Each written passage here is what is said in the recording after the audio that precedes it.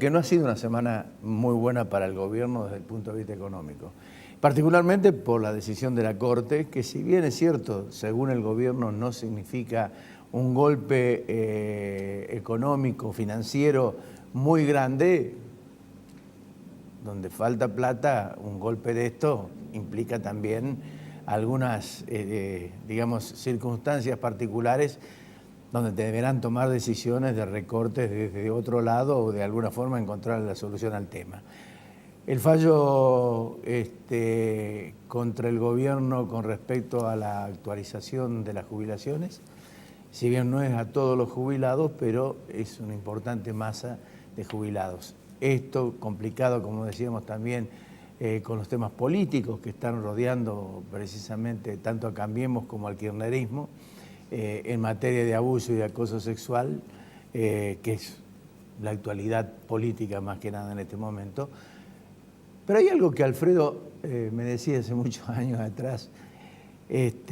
¿Vos te acordás? Me dice, cuando nos levantábamos a la mañana escuchando a ver cuánto estaba el riesgo país. Estaba en 3.000, 4.000, 5.000, no recuerdo tanto. Y después nos acostumbramos a levantarnos a ver cuánto iba a cotizar el dólar.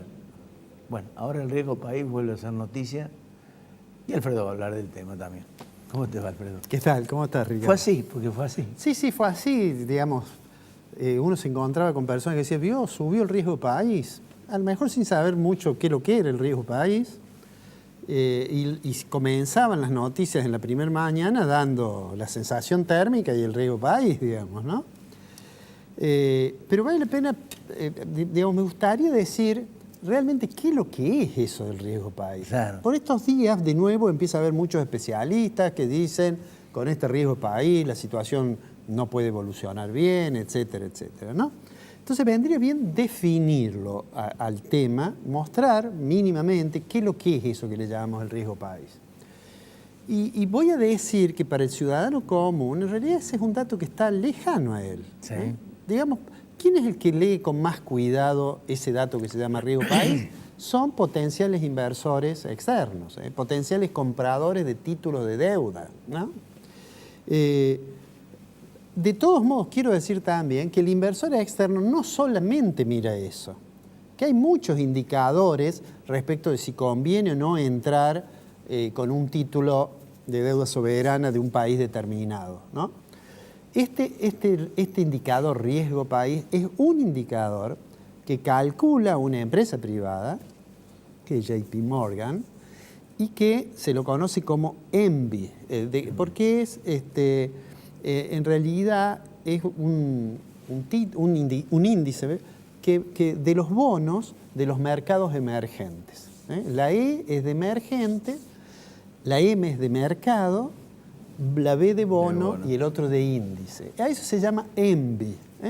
En su última formulación es ENVI Plus porque se agregaron algunos otros títulos. Pero digo, ¿qué es lo que es en sí? Para decirlo de manera sencilla, es la diferencia que hay entre la tasa de interés o el rendimiento, más que la tasa de interés, de un bono de un país, de un mercado emergente, en relación a un bono que se considera que no tiene riesgo. Es decir, ¿por qué es esto? Porque se supone que si yo tengo la opción de prestarle al país A o al país B, si el país A tiene más riesgo, voy a tratar de cobrarle más tasa, de tener un rendimiento más alto. ¿Por qué?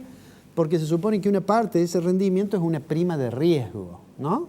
Entonces, ¿qué cálculo se hace? Se dice, a ver, ¿cuánto es el rendimiento de este bono argentino? Y lo comparo con cuánto es el rendimiento de un bono que se supone no tiene riesgo alguno, que es un bono del Tesoro de los Estados Unidos de América. Entonces, si este país, si ese índice a mí me da 500, quiere decir que si yo tengo que tomar dinero en el exterior, voy a tener que pagar 5 puntos más de tasa de interés. Si da 700, 7 puntos más. Si hoy la tasa de interés de un bono de los Estados Unidos es 3%, o es 3,5%, y si mi índice ENVI es 700, voy a tener que pagar el 10,5%. Es nada más que eso el riesgo país. Es la idea de cuánto hay de prima de riesgo en lo que tengo que pagar para tomar el crédito. Dicho esto, le voy a pedir al director que pongamos un gráfico.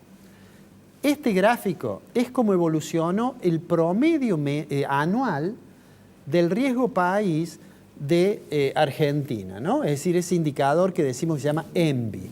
En 2013 era 10.7, quiere decir que el índice era 1070. En 2014 era 790, por eso la tasa, el spread es 7,9. En 2015 5,9, en 2016 4,8, en 2017 4,1 y ahora lo tenemos en 7,6. ¿Por qué subió? Bueno, porque el incidente que hemos tenido, cambiario, más la inflación, más la aparición de ciertos riesgos de que Argentina pudiera en el futuro entrar en impago, es decir, defaultear la deuda, ha hecho que suba, ¿no es cierto? Bueno, esa es la evolución. Si vamos un poco más atrás, ¿no es cierto? Recordá que en 2011 Argentina en noviembre puso el cepo, o sea, ahí encontraríamos todavía niveles más altos de riesgo país, que son los números que vos decías cuando estábamos, eran números cuando estábamos en default. Correcto. Bueno, como vemos ahí, el promedio de 2013 era más de 1000, ¿no? Era más de 1000, sí. Si te fijas, en 2017 tenemos un promedio de 4,1. En realidad hubo muchos meses del 2017 que teníamos un spread del orden de 3 puntos, más o menos, 3,5, 4, bueno, dio un promedio de 4,1. Ahora bien, ¿cómo es que llegamos a este 7,6? ¿Cómo evolucionamos a este 7,6 que tenemos hoy? Hoy incluso creo que está en 7,8, el spread, o sea, 780 puntos básicos da el índice, este índice ENVI. Veamos la placa siguiente. En la placa siguiente está este año, eso está tomado el número correspondiente a mediados de cada mes. Claro. ¿Ves que arrancamos en 362, 415, 4, 398? Bueno, 398 es el En periodo abril de crecimiento que venía la economía creciendo, ¿no? No, y teníamos todavía, digamos, el número, ¿te recordás del promedio del año anterior? Que era 4%. Claro. De spread. Bueno, comenzó en mayo, tuvimos la crisis, comenzó la corrida cambiaria, que duró bastante, y ahí tenemos cómo evolucionó. Después de agosto pareció que había una cierta sensación de que iba a bajar y nos toma diciembre nuevamente con un valor muy elevado. Ahora uno dice, bueno, cuando uno ve solo estos números, dice, bueno, estamos peor que el año pasado con este índice. Ahora, ¿cómo estaremos en relación a otros países? Porque en realidad esto es algo que va a mirar el inversor. Claro. Dice, digamos, va una persona a su banco, digamos, en Alemania. Dice, quiero comprar bonos de países emergentes. ¿Qué es lo que le va a decir qué le va a mostrar su banco? Bueno, le va a decir, bueno, mire, tengo Argentina, tengo Chile, tengo, bueno, los países. Y va a decir, a ver, ¿qué me conviene? Entonces ahí le va a mostrar muchas cosas, ¿no? Después sobre el final voy a decir el rol que juegan las empresas que en realidad estiman el riesgo, ¿no? Pero le va a mostrar, entre otras cosas, lo que hace JP Morgan. Entonces le va a decir, bueno, mire, le voy a mostrar cómo está Argentina con otros países.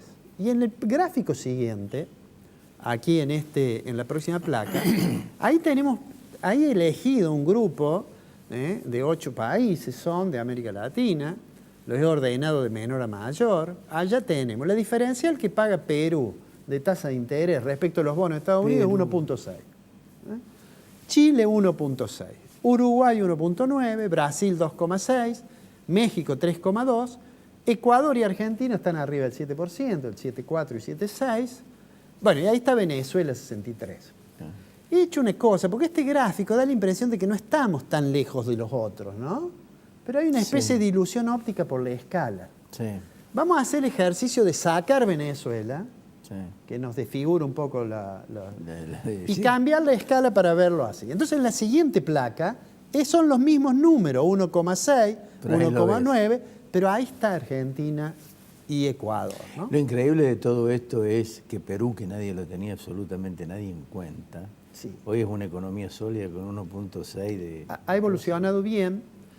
Te digo algo más. En realidad, una economía con muchos problemas, que ha tenido problemas políticos severos y demás, que es Brasil, Sí. tiene en 2,6. este indicador 2,6, ¿no es cierto? Claro. Ahora, digamos, visto esto, cualquiera diría, bueno, tomo más vale un título, una deuda de Perú, bueno, me parece, no, bueno, pero me rinde más Argentina, en fin.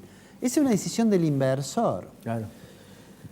Las calificadoras de riesgo hacen otro trabajo y califican los títulos, ¿no? Entonces este es más riesgoso, este es un B+, este es un... Eso.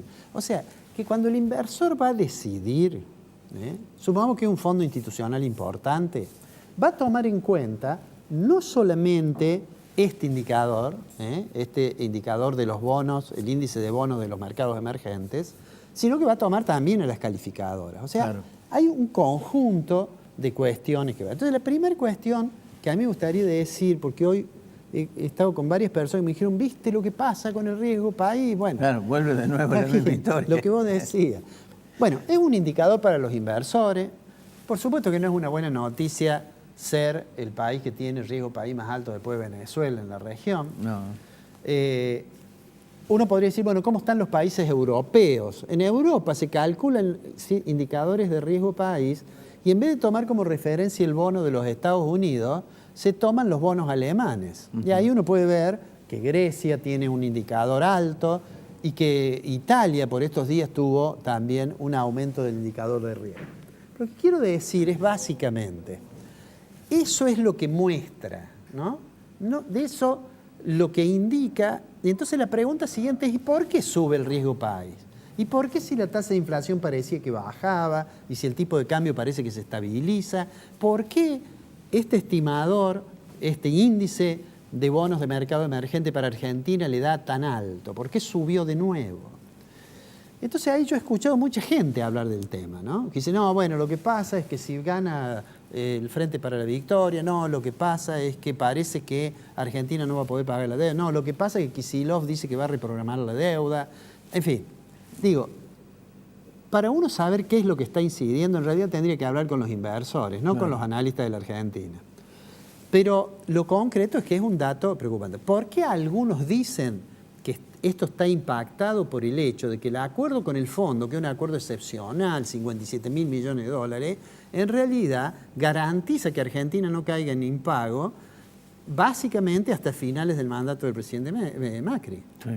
De manera tal que eso puede incidir, que alguien diga, bueno, en realidad lo que va a ocurrir es que este gobierno va a gastar todos los desembolsos y el acuerdo con el fondo, etcétera, y después vamos a ver qué hacen los otros. Puede incidir también que alguien diga, bueno, con un discurso demasiado radicalizado que se escucha en algunos miembros de la oposición diciendo, no había que ir al fondo, el fondo es una mala palabra y demás, alguien tema que Argentina vuelva a defaultear la deuda. Bueno, todo eso puede estar impactando. Ahora, me parece que lo que impacta también, y por estos días no se ha mencionado tanto, es que, digamos, el comportamiento macroeconómico de la Argentina no está siendo saludable. Saludable. Tenemos una tasa de inflación alta que afortunadamente parece que está bajando, ¿no es cierto? Y tenemos un nivel de actividad contraído que habíamos dicho, ni bien se anunció el plan de control monetario, la idea de que la base monetaria en términos nominales no crezca hasta junio del 2019, implica necesariamente una contracción del nivel de actividad. Me parece que eso influye también, ¿no es cierto?